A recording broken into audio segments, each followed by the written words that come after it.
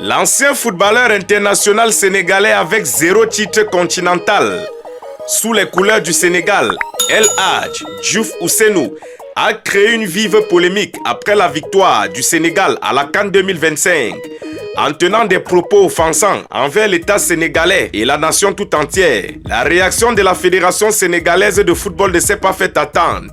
Elle a immédiatement été publiée sous forme de communiqué officiel pour se désolidariser de ce joueur sans titre continental, estimant que ses propos ne reflétaient ni l'esprit de l'équipe nationale, ni celui de l'institution. En effet, lors des célébrations du Sacre du Sénégal à la CAN 2025, sur scène, aux côtés de l'artiste majeur Youssou N'Dour, devant une foule surexcitée, Diouf, alors ambassadeur de la Fédération sénégalaise de football, a tenu ses propos, je cite, « Youssou N'Dour et moi, nous sommes un État.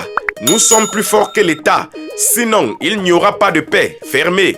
Il a également indexé le gouvernement de son pays d'avoir récupéré les terrains attribués aux joueurs après la victoire à la CAN 2022, instituant une injustice et une mauvaise gestion des récompenses. En outre, il a également critiqué l'influence du Maroc sur la CAF, insinuant que le politique interférait trop dans le football africain.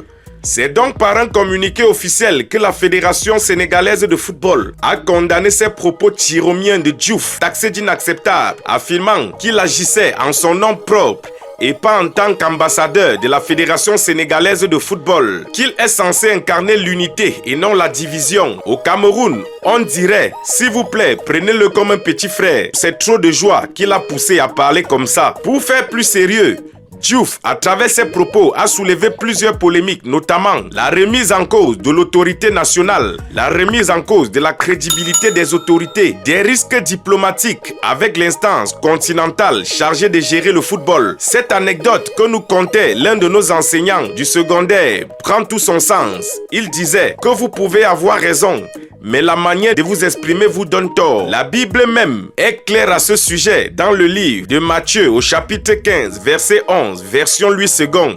Elle dit ceci: « Ce n'est pas ce qui entre dans la bouche qui souille l'homme, mais ce qui sort de la bouche, c'est ce qui souille l'homme. » Et maintenant je vous dis ceci, dans la vie, parfois la décision la plus sage que nous pouvons prendre quand ce qu'on va dire peut détruire, diviser, gâter, dégrader, rabaisser et même tuer, c'est de garder le silence. Nous sommes ensemble pour la suite.